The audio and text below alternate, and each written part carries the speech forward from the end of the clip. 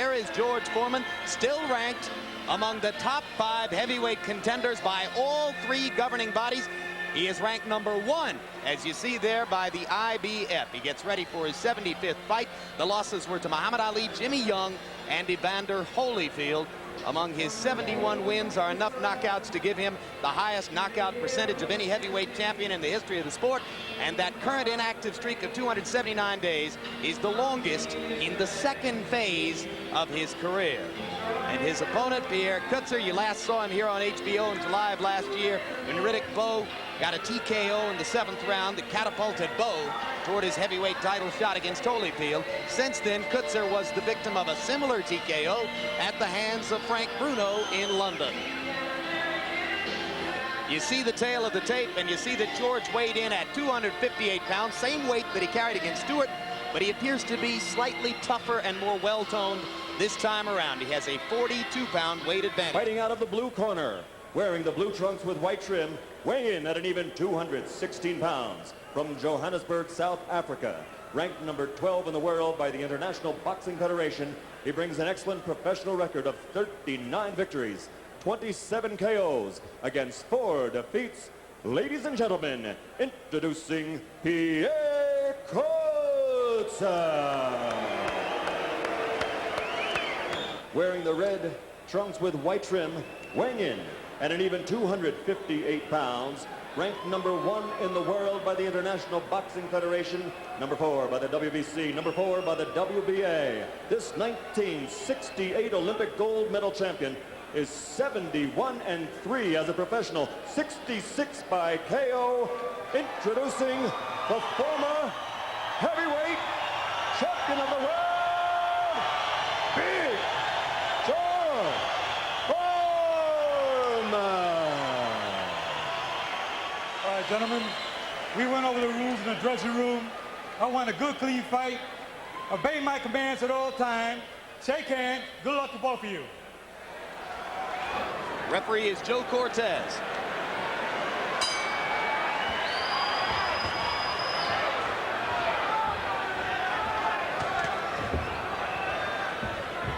Foreman says we won't see as much of the crab-like Archie Moore defense tonight as has been evident throughout the comeback career. Well, he said we wouldn't see it at all. We've already seen it twice. That's right. He started right off with it as Coetzer went to the jab. And he said he was going back to basics. He was going to stand there and snap the jab. Never mind the Archie Moore defense. And incidentally, the ring tonight, only 17.5 feet along each side. That is a phone booth. And it is something that George wanted so that he could get at Coetzer. So far, it's been all Coetzer in round #1. Coetzer landing the left to the top of George's head and coming back with 2 more. And Foreman paused forward with a left jab.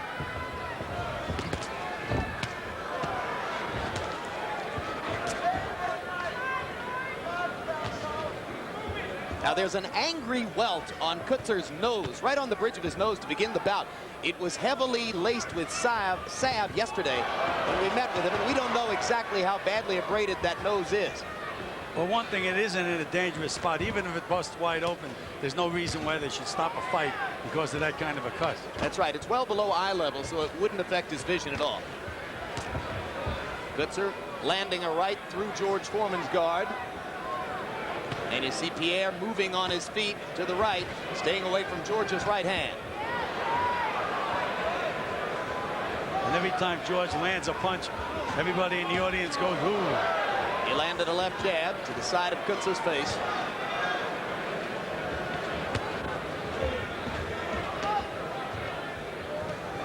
There he is, moving off to that right again. There's a whacking left hand by George. And Angelo Dundee told me that Coetzer has a habit of bending to his right, and he says that when he does that, he's going to have George come up with left uppercuts. He said he thinks that will be the most effective punch in the fight. And there, George just tried to get set to throw it, but Coetzer was gone by the time his reflexes told him to do it. George throwing punches at the speed that Larry Merchant described against Holyfield as second-class male. But eventually they do deliver second-class mail.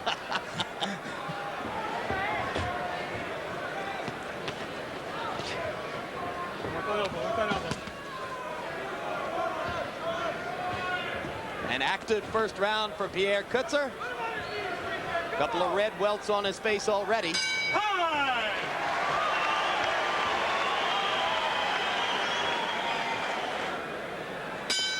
In round number one, Coetzer threw 70 punches, only 41 for George. But Foreman landed almost as many. He got 20. Coetzer landed 28 of his. But I thought George's punches were more powerful when he did land that stiff jab. Coetzer just backed George up with a straight right hand, though.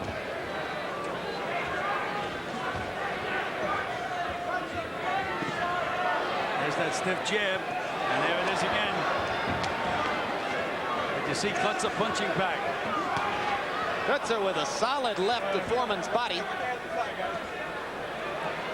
And there's a welt under Foreman's left eye. Can't tell if that's his blood or Coetzer's blood. No, that's his blood, Jim. He started to swell in the first round underneath that left eye. Well, that's exactly what happened against Stewart.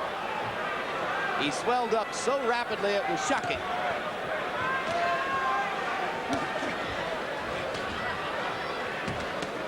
That's what Coetzer does. He punches back. You can hit him or whatever, but you have to move after you throw your punches because he's going to be there to punch back. It's amazing to watch Coetzer's capacity to keep his eyes open, looking straight ahead and concentrating on punching, even while taking hard punches from his opponent. And Coetzer now is cut under the left eye. This could become a bleeding contest. Coetzer's camp was very dissatisfied with Mills Lane after the Bowe fight. They don't know much about Joe Cortez, but they were happy that the referee would be him instead of Lane. There's that stiff jab. Yeah, George is starting to tattoo him with the jab. Right hand by Coetzer backs Foreman up again.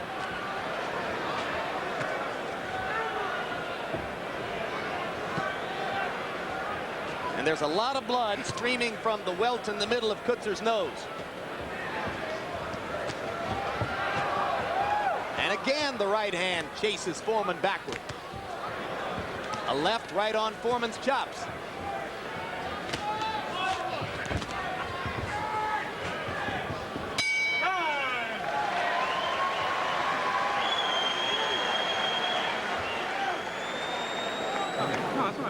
All right, let's take a look at that jab in action.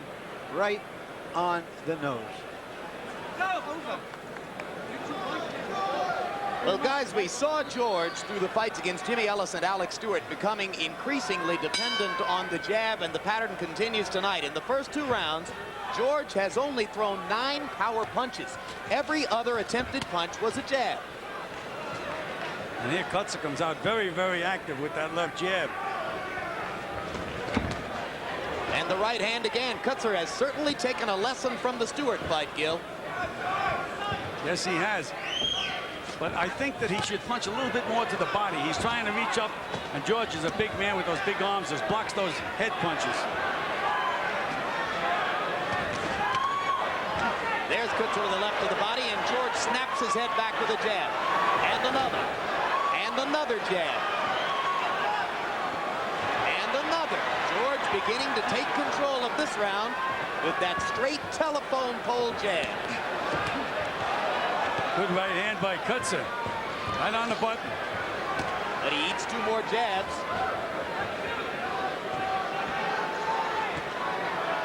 And now the entire center of Pierre Coetzer's face becoming a bloody mask.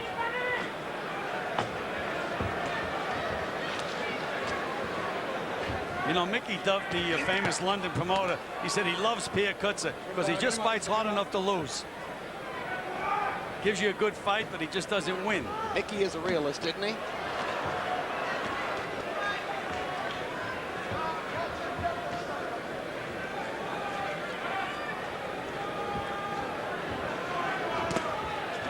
Foreman tries a power punch and goes back to the jab.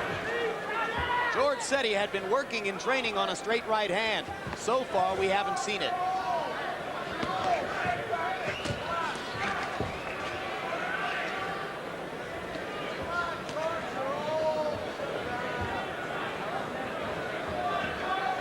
There goes Coetzer. He's looking to reach George's chin with that right hand. He should be throwing to the body. Bend up and down with his head. He's straight up and down. He's an easy target. Think stamina will become a factor, Gil? Both fighters are richly bathed in sweat at this point. Well, the thing with George is he's so relaxed in that ring that, as people say, he can go 30 rounds. He just doesn't seem to get tired. Now they're going to have to take a look at that nose. It's really angry right now. And George has begun to go to the left hook. He's landed 2 of them. Now comes back with the jab.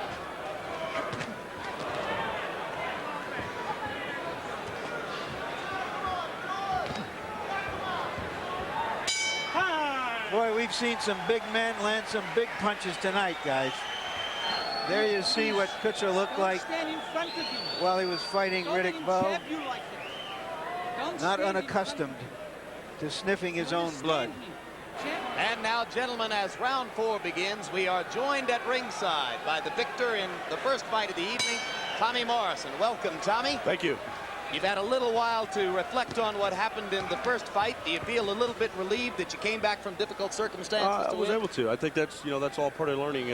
Why this is a sort of sport that you never stop learning, and having these type of fights and coming back in those situations certainly puts you at a step all by yourself, a different level, and that's what we're looking to do, because there's obviously some more levels that we have to get to before we accomplish our goals. So how long is the learning process between now and the ideal time for you to have a title shot? Well, at this point, some very interesting things are going to happen. There's a very strong possibility that Foreman and I could face each other after this. The victor of that fight has promised a shot either to Riddick Bowe or Lennox Lewis. So there's some very exciting things going to happen, but you got to take them one at a time. So what do you think of what you've seen against George, or seen of George against Coetzer so far here? The one thing that always impresses me against George is that he's so very calm. And he's a much better fighter now in his second career than he was in the first. That's something that's been said by a lot of people. Coetzer is the type of guy that, Coetzer is the type of guy that I was fixing to say that starts that moves a lot, but he gets hot, and that's something he can't afford to do against George Foreman. Right now, he's a guy like a lot of others who has just tasted the canvas against George Foreman. And remember that Foreman said he wouldn't take pity on him the way he did against Stewart. He feels he let Stewart into the fight after knocking him down twice. That right hand to the body hurt Coetzer badly. And now Coetzer is so body conscious that he's not guarding his face. But he comes back with a right hand to Foreman's face. Coetzer can't take those body shots of George at all. No, and he's so wary of the body shots that he's dropping his guard now, Gil. Remember that the 3 knockdown rule is in effect.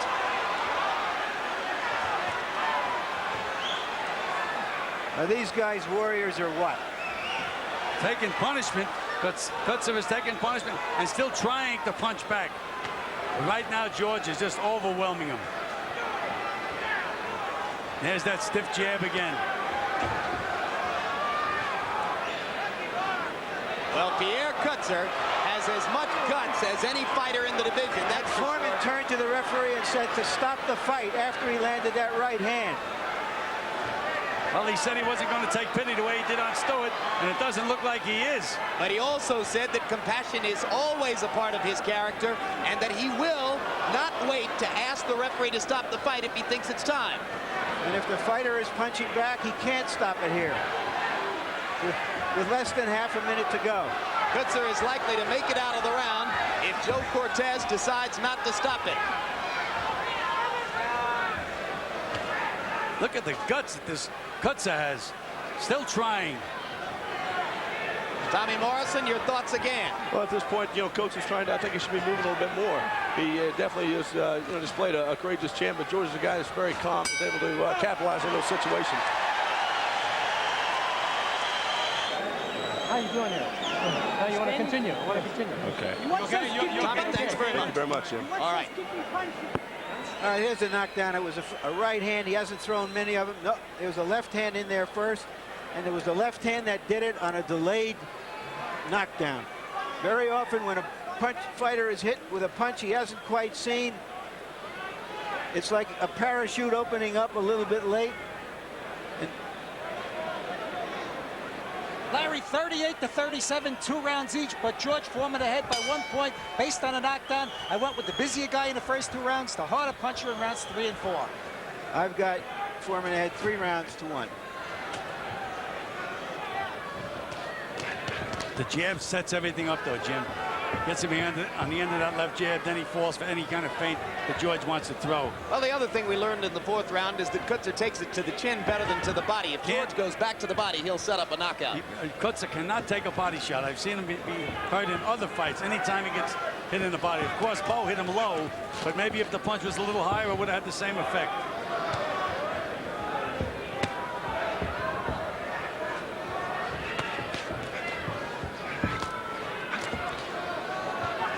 Foreman's pace slowing again in round number 5, giving Coetzer a chance to become active again, but he's only taking marginal advantage of it.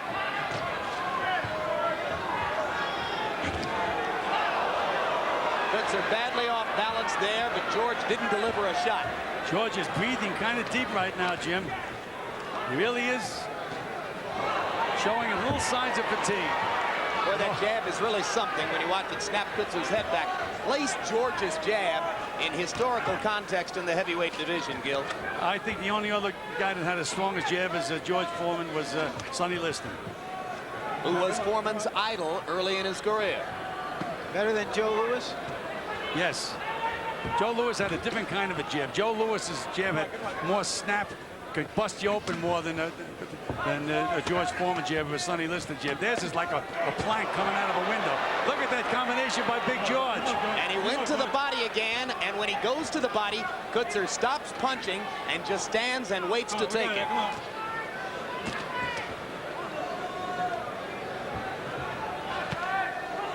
Now Coetzer goes to the body. And that's something I think he should do more of. Get him up, get him up. Elbow, with the elbows. Oh.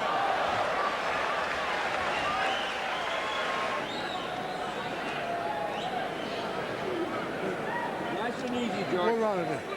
The jab's everything. We'll give it a round. All right, seconds out. Seconds out. You heard George asking what round this is. Could mean he's getting a little tired. He fought a tired round that. Well, he looked a little tired last round, but still, he's just, anytime he lands any of those big bombs, whether it be a jab or whatever it is, it's just so effective. During the Alex Stewart fight, Foreman was also asking his cornerman what round it was. In George's defense, guys, I often ask our stage manager, Don Lahan, what round it is. There's that jab.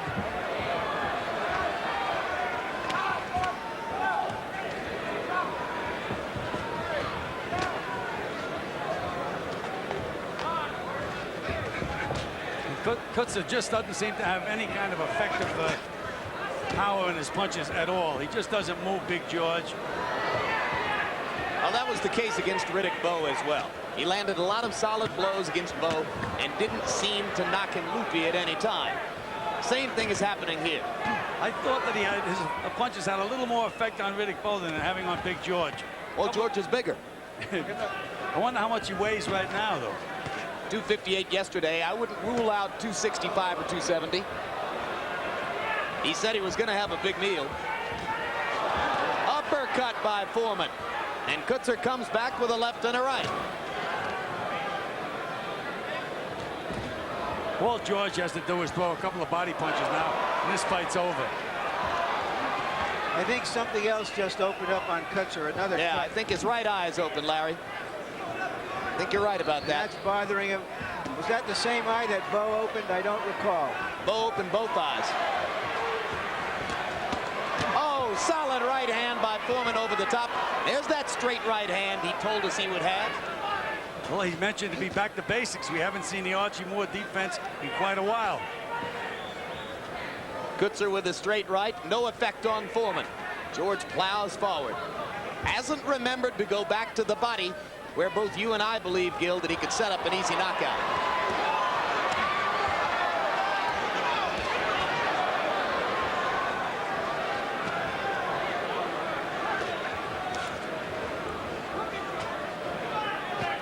Does this look like a guy who could star in a sitcom? Yeah, there's nothing funny about George Foreman in the ring. And it must be difficult for George, given his palpable mercy streak, to pound away at a guy who looks as grotesque as Coetzer appears at this time. Well, the thing is with Coetzer, every once in a while he punches back. And George has to go on the offense to keep from getting hit. Time!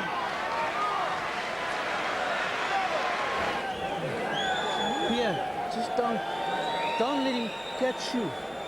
Don't let him catch you on the eyes. You know, if I was in Coetzer's corner right now, I would really think of stopping the fight.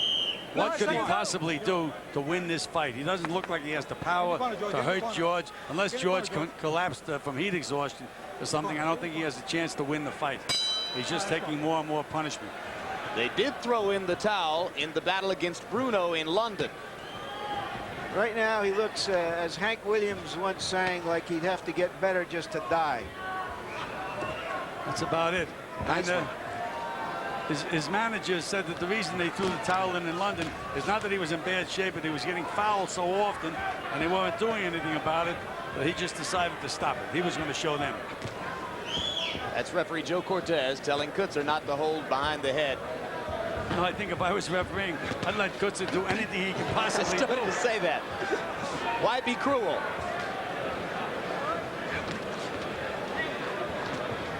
Is this fight becoming an anticlimax after the first one? Maybe it is. Well, that happens often, Larry. It's tough when you got a guy in the main bout, and the semifinal's a great fight. Would another 10-round decision damage Foreman's appeal as a heavyweight contender? Is his identity dependent on knockouts?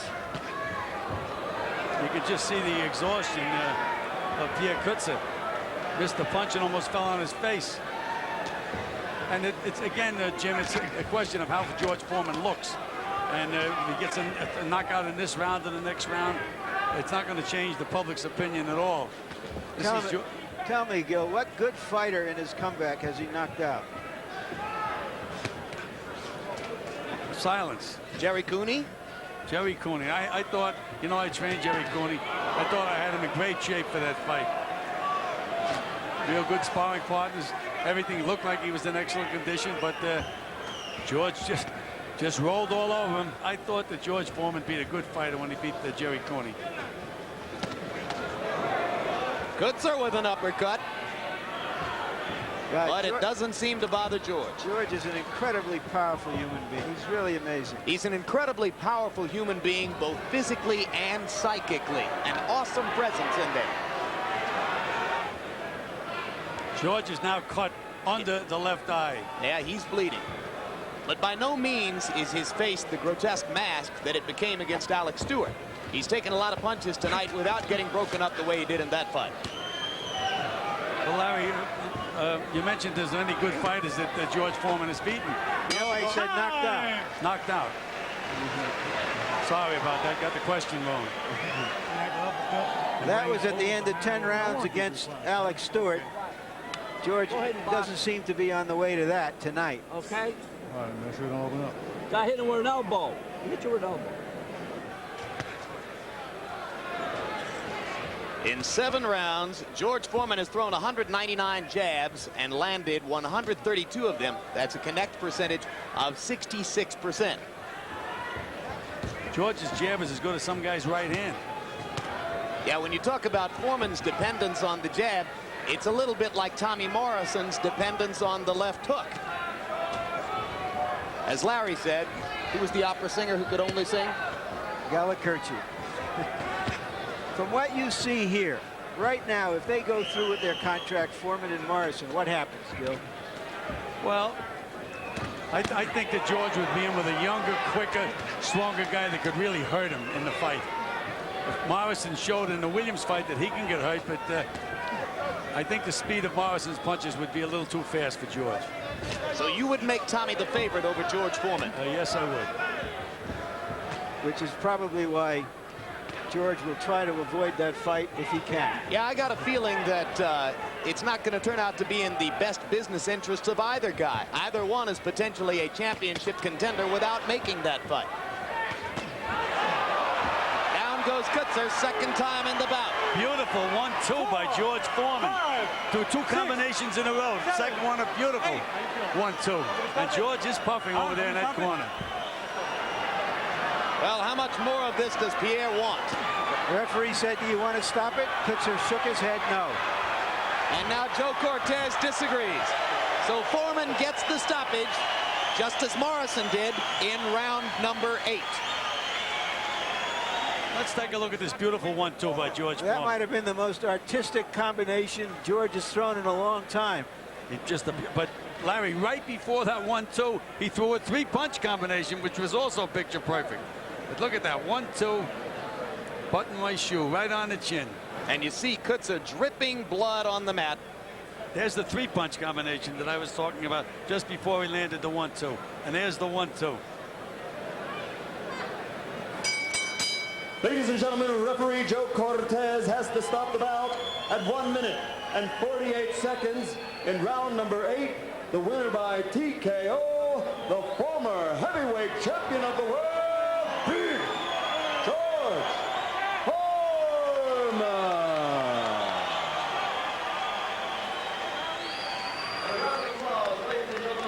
One very game gentleman from South Africa, PIERRE COETZER.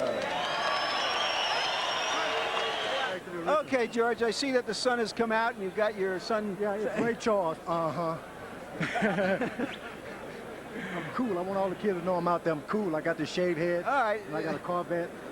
George, have you ever won Mama, how you doing? I love you. You know. George, have you ever won a fight before with so many jabs? Almost exclusively the jab until the right hand just ended it. Time after time, you're going to meet guys who are a lot tougher than you. Years ago, the Muhammad Ali days, I would have went wild trying to get that knockout shot. But I got a little older and wiser now, so I took my time and realized I got a good left jab. Why not use it? I'm winning. And he was just so tough. This is a tough guy. God bless him and his country.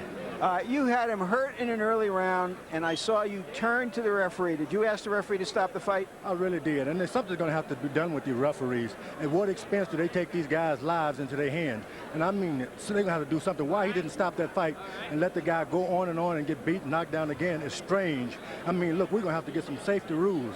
Why? I'm a puncher. I'm not a boxer. I can, at any time, I can execute a guy with my fist. It just so happens that I'm in shape and I can't hold back. But these referees are going to have to do something. Something's going to have to be done.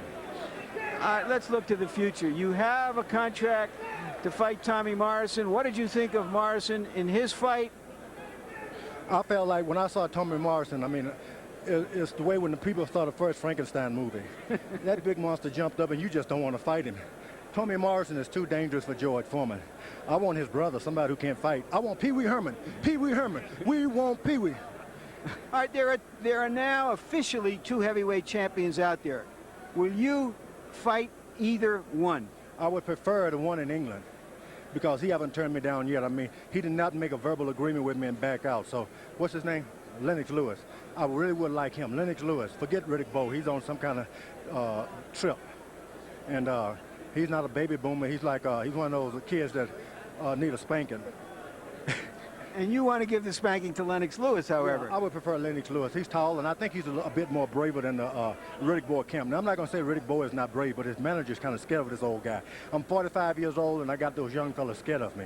That's strange. So you old people, senior citizens out there, don't be scared of those gang members. The reason they group up and try to rob you, they scared of you because you're older than they are. We're going to get head wrapped. We're going to wrap around our head. We're going to get earrings in our ear, and we're going to terrorize the street. We're going to have those gang members go in. You saw what happened. George Foreman is back. All right, now George Foreman is gone.